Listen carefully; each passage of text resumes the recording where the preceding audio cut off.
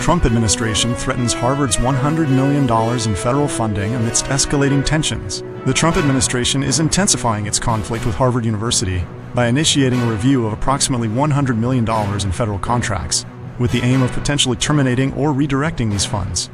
This move follows previous actions, including freezing $2.2 billion in federal grants and revoking Harvard's ability to enroll international students.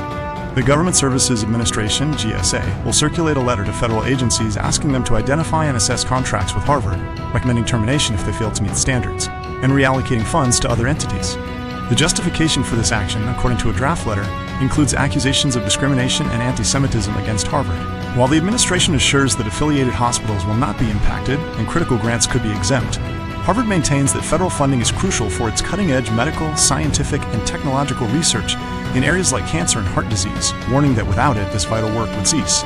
Harvard University President Alan Garber emphasized that federal research funding is not a gift, but payment for high-priority work the government wants completed. This ongoing battle has already affected research, such as the Sinclair Lab at Harvard Medical School, which studies aging and has seen grant losses and impacts on international researchers. The potential cuts are expected to severely impact graduate and PhD students who rely on external funding for their research, potentially leading to job losses and immediate halts to ongoing projects. U.S. halts new student visa interviews amidst potential social media vetting expansion. The Trump administration has temporarily stopped scheduling new interviews for foreign student and exchange visitor visas, as it considers a significant expansion of social media screening for all applicants. This move, outlined in a cable signed by Secretary of State Marco Rubio, could cause substantial delays in visa processing and potentially harm U.S. universities that heavily rely on foreign student tuition for funding. While the cable doesn't specify what the future vetting will target, it references executive orders focused on counterterrorism and combating anti-Semitism. This latest action builds on previous, vaguely defined social media screening requirements, which have caused confusion among State Department officials regarding what online behavior might trigger additional scrutiny. The policy has drawn strong criticism from higher education advocates, who argue it unfairly targets international students. Florida welcomes new university president amidst ideological debate. The University of Florida's board has unanimously approved Santa Ono, formerly president of the University of Michigan, as its new leader. This decision came despite criticism from conservative figures like Representative Donalds and activist Christopher Rufo, who highlighted Ono's past support for diversity, equity, and inclusion, DEI initiatives, and LGBTQ+ student rights. Rufo also pointed to Ono's views on climate change. However, Governor Ron DeSantis publicly backed Ono's appointment.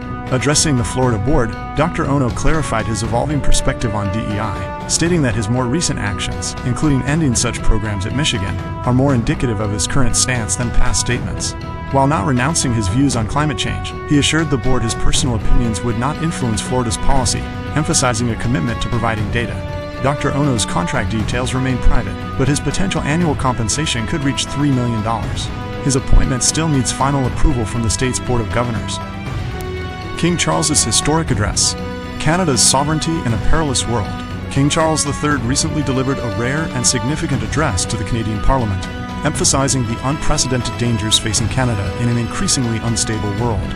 This speech, widely interpreted as a strong declaration of support for Canadian sovereignty, comes amidst repeated suggestions from President Donald Trump that Canada become the 51st American state.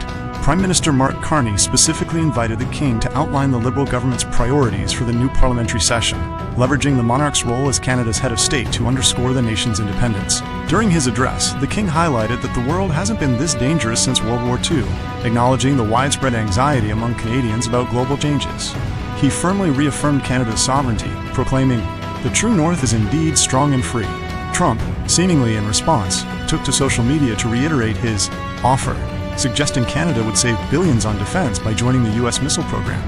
This visit, Charles's first as king and 20th overall, was a moment for the monarch to reflect on Canada's significant evolution since his mother, Queen Elizabeth II, last opened Parliament nearly 70 years ago, recognizing its full independence and multicultural identity. While the King's speech is crafted by the Canadian government, his presence at this critical juncture serves to clearly underscore Canada's distinct identity and independence from the United States. Prime Minister Carney, who campaigned on a promise to confront Trump's aggression, has been actively working to diversify Canada's trade relations and build new alliances. The King's address also touched upon key Canadian priorities, including protecting the French language and Quebecois culture, safeguarding Quebec's dairy industry from U.S. trade pressures, and reinvesting in the Canadian Armed Forces, with a notable mention of looking to the European Union for military equipment. The event was marked by traditional pomp and ceremony, drawing a crowd and emphasizing the historical significance of the monarch's role in Canada's constitutional monarchy. Supreme Court declines two-gender shirt case, sparking free speech debate. The Supreme Court recently upheld a lower court's decision, allowing a Massachusetts public school to prevent a 7th grade student from wearing a t-shirt that stated, "There are only two genders." This denial of review has ignited a heated debate among the conservative justices regarding free speech in schools. Justices Samuel A. Alito Jr. and Clarence Thomas strongly dissented, arguing that if schools choose to discuss social issues like LGBTQ+ rights and gender identity, they must also permit students to express dissenting views. This case highlights a significant divide within the court's conservative majority, with Justices Alito and Thomas taking a more assertive stance on free speech issues compared to their colleagues. The school's decision to ban the shirt was based on complaints from other students and a teacher, with the principal citing that the message invaded the rights of other students and could poison the educational atmosphere. This aligns with the appeals court's ruling, which stated that schools can ban messages that demean other students' deeply rooted characteristics. However, Justice Alito countered that this approach contradicts the landmark 1969 Tinker v. Des Moines decision, which affirmed students' First Amendment rights in schools, stating that while disruptive speech can be punished, mere discomfort with an unpopular viewpoint is not a valid reason to suppress it.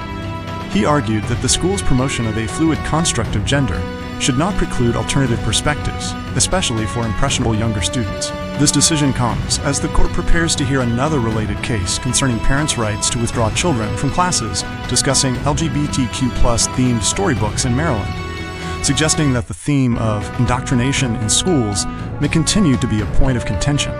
In a separate but equally contentious case, the Supreme Court also declined to hear a challenge to copper mining on sacred Native American land.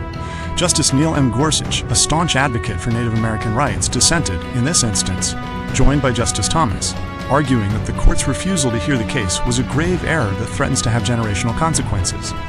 This further emphasizes the internal divisions within the court on various issues, from free speech in schools to religious freedoms and land rights. Public radio fights back. NPR sues Trump over alleged First Amendment violations in funding cut attempt. National Public Radio, NPR, has filed a First Amendment lawsuit against the Trump administration, alleging that President Trump's efforts to eliminate its funding constitute an unconstitutional infringement on freedom of speech and the press. Joined by several local NPR stations, the lawsuit contends that Trump's executive order, which also targeted PBS, violates the will of Congress and threatens public radio's ability to provide essential news and information.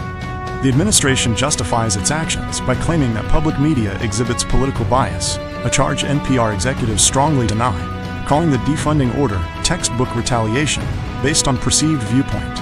NPR argues that the 1967 law establishing public broadcasting was specifically designed to protect it from political interference, highlighting that the Corporation for Public Broadcasting, CPB, which distributes taxpayer funds to these stations, was set up to be independent of presidential control. Despite Congress allocating funds for public media as recently as March, which Trump himself signed into law, the president is now attempting to bypass this congressional authority to cut funding, prompting NPR's legal challenge to preserve the vital services public radio provides to millions of Americans. Sacred land for copper. Supreme Court allows mining transfer at Oak Flat. The Supreme Court has opted not to intervene in a decision that permits the U.S. government to transfer thousands of acres of national forest land, known as Oak Flat, to a copper mining company. This land, located in central Arizona, holds profound spiritual significance for the Western Apache Indians and is home to the world's third-largest copper ore deposit. The ruling effectively clears the path for Resolution Copper to proceed with its mining plans, which are projected to create a 2-mile-wide crater, thereby eliminating access to the sacred site. Justice Neil M. Gorsuch, known for his support of Native American rights, expressed strong dissent, calling the court's refusal to review the case a, quote, grievous mistake with potential long-term consequences. He argued that the court owed it to the Apaches to consider their legal arguments, despite their distance from Washington, D.C. and the unfamiliarity of their practices to many. The majority of the court did not provide reasons for declining to hear the case, and Justice Samuel A. Alito Jr. recused himself without explanation. The land transfer stems from a 2014 congressional act that directed the government to exchange approximately 2,400 acres with Resolution Copper for company-owned property. This land swap has received support from both the Biden and Trump administrations, with the government indicating its intention to transfer the property soon after a final environmental impact statement is released on June 16th. Resolution Copper emphasized the mine's potential to become one of the largest in the U.S., vital for securing domestic copper supply for energy, infrastructure, and national defense.